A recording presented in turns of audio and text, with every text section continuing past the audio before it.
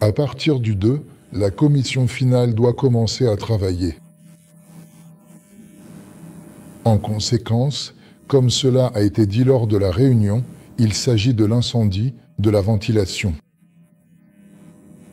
Nous avons tout revérifié plusieurs fois, nous sommes prêts. Bon, maintenant ils vont mesurer la toiture, mesurer les couches. Ils vont tout mesurer, l'épaisseur de l'asphalte, bref, tout de A à Z. Bon, d'accord. Si c'est comme ça, c'est comme ça. On va mesurer, on n'a pas le choix. C'est pourquoi toute cette semaine va être assez tendue. Même la semaine précédente, qui se termine maintenant, ne nous a pas permis de nous détendre. Parce qu'il y avait beaucoup de travail. On procède à l'installation, à la mise au point, au raccordement des équipements. C'est pourquoi nous arrivons avec vous à cette étape cruciale de la finalisation d'une partie importante de ce projet global. Il s'agit de la création de l'objet BTI Sovelmash et nous approchons d'une autre étape, celle du début de la production. Et donc, l'étape suivante, selon le plan, découle logiquement de la précédente. C'est pourquoi, maintenant, la préparation avance. Là où nous avons déjà mis au point les technologies, nous fabriquons immédiatement les pièces, nous les stockons et les envoyons à l'entrepôt. Et nous poursuivons le travail parce que, par exemple, une fois que nous avons embouti le paquet du stator et du rotor, il va à l'entrepôt, puis nous le récupérons de l'entrepôt et installons l'isolation des encoches. Voilà, le fil est là, nous bobinons les sections, la machine pour insérer les enroulements est arrivée. En conséquence, nous réglons son fonctionnement, il y a quelques remarques, nous faisons des ajustements. Dès que la technologie sera finalisée et maîtrisée, nous commencerons immédiatement à garnir les stators d'enroulement pour la meuleuse d'angle. En ce moment, nous travaillons sur le raccordement de la presse à froid, nous préparons tout, afin de pouvoir fabriquer les ébauches d'arbres et les envoyer en finition sur les machines pour pouvoir déjà se préparer à l'assemblage des rotors. En réalité, il nous manque une pièce, ou plutôt un composant. Il s'agit du moule pour le coulage de la cage d'écureuil. Parce que, croyez-moi, couler dans un moule permanent en production de masse, ce n'est pas rationnel. Non seulement le procédé lui-même coûte cher, mais en plus il nécessite un équilibrage. Donc, si nous avons un moule, en cas de déséquilibre, nous pouvons identifier l'endroit qui cause ce déséquilibre et le corriger directement dans le moule. Et ainsi, par la suite, il ne sera plus nécessaire d'équilibrer les arbres, ou plutôt les rotors. C'est pourquoi ce procédé technologique n'a pas encore été mis en œuvre. C'est pour cela qu'il est impossible de lancer une série immédiatement, comme ça, d'un coup. Ce n'est pas réaliste. Pour cela, il faut d'abord disposer de l'équipement technologique et ensuite avoir les outillages nécessaires. Troisièmement, tout cela doit être réglé, mis au point, et le processus technologique doit être maîtrisé. Nous avons déjà parcouru une étape importante. Et cette étape correspond justement à la transition vers la suivante, le lancement de l'entreprise. C'est pourquoi deux processus se déroulent en parallèle. L'un arrive à sa phase finale, à savoir l'achèvement de la construction. Et le deuxième processus, c'est le démarrage de la production qui commence progressivement à prendre de la vitesse. Est-ce que Sovelmash dispose d'une réserve et d'un potentiel pour une modernisation future ou de possibilités de nouveaux développements et innovations pour rester compétitif à l'avenir? Ou bien avez-vous déjà anticipé cela? Cela a déjà été anticipé, tout d'abord. Ensuite, disons-le ainsi, il faudrait y consacrer plus d'une vie pour réaliser tout ce qui existe en réalité. Alors laissez-nous. Vous voyez, vous ne pouvez pas être dans une recherche éternelle. Ce qui a déjà été réalisé doit être commercialisé. Elle doit apporter des bénéfices aux personnes et des revenus à l'entreprise.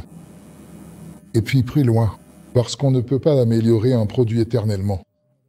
À un moment donné, il faut se dire « ça suffit, stop, on y va, on y va ». Voilà ce qu'il en est du moteur pour le Motiloc. Combien de temps s'est écoulé depuis l'exposition? Eh bien, finalement, on a dit « stop, ça suffit, Maintenant, on le fait. La prochaine étape n'est plus liée au principe de fonctionnement, mais à la réduction des coûts de production et à l'amélioration de la technologie. Merci. Y a-t-il des commandes pour la modernisation des technologies ou seulement une production en petite série? Vous savez, la modernisation n'est pas très populaire en ce moment, disons-le comme ça, parce qu'aujourd'hui on suit plutôt le modèle. On achète, on jette, et puis on rachète du neuf. Parce que, d'abord, la qualification des réparateurs a baissé, il y a moins de réparateurs, et les services d'exploitation dans les entreprises sont désormais complètement différents. Là où il y a des bobineurs agréés, des bobineurs certifiés, il y a de la demande. Il faut aussi prendre en compte que le parc de moteurs asynchrones en Russie est très usé. Et en ce moment, c'est surtout le remplacement qui est nécessaire. Merci. Combien de temps BTI va-t-il continuer à produire? Dans combien de temps pourra-t-il commencer à faire ce pourquoi il a été créé, la modernisation des technologies? Nous n'avons pas été créés pour la modernisation des technologies. BTI n'a pas été fondé pour la production. BTI a été créé pour développer et lancer en production de séries des moteurs à enroulement combiné. Oui. Où est-ce que la modernisation? Il n'y en a pas. La question, c'est que BTI n'est pas conçu pour la production en série. La production en série doit être confiée à quelqu'un d'autre. Car dans CES conditions, produire 100 000 moteurs par mois, c'est irréaliste. Irréaliste. Peut-être qu'on parlait de la modernisation d'autres entreprises, c'est-à-dire l'installation de nos lignes de production là-bas, l'introduction des moteurs. Non, mais ça, c'est déjà un autre développement, c'est l'appropriation des technologies par d'autres. En fait, cela dépend beaucoup de la volonté du dirigeant. Pour cela, ils doivent y voir un intérêt. Oui, nous menons des négociations, oui, nous nous en occupons, nous discutons de ces questions. Mais pour passer des paroles aux actes, il nous faut mettre l'installation en service. Parce qu'avant ce moment, tout cela n'a pas de sens. On y a déjà été confronté, on est déjà passé par là. Vous avez dit que vous achetez du matériel en Chine à des prix plusieurs fois inférieurs à ceux de la Russie. Et lors de l'évaluation des actifs matériels, quel prix sera pris en compte? Le coût en Russie? Le coût qui a été réellement et intégralement payé.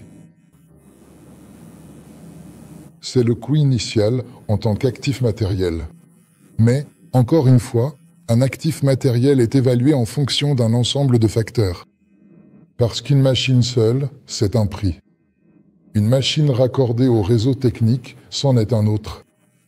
Et une machine qui fait partie d'un ensemble, en tant qu'unité de production, c'est un troisième prix. Vous comprenez, il ne s'agit pas seulement de la comptabilité au bilan. Non. Ce sont des valeurs un peu différentes. Merci. Prévoyez-vous de produire Motlek sur vos propres sites ou seulement les moteurs et la structure assemblée autre entreprise? Oui, la vie nous le dira. Parce qu'il faut se concentrer et produire les produits que tu peux fabriquer avec un coût de revient minimal et en quantité suffisante. Parce qu'on n'a même pas de place pour stocker les papillons de nuit. Imaginez par exemple, s'il faut expédier un lot de 700 papillons, ou les entreposer. Personne ne permettra de faire du camping dehors. Donc, ce n'est pas sérieux. C'est pourquoi il faut évidemment travailler en coopération.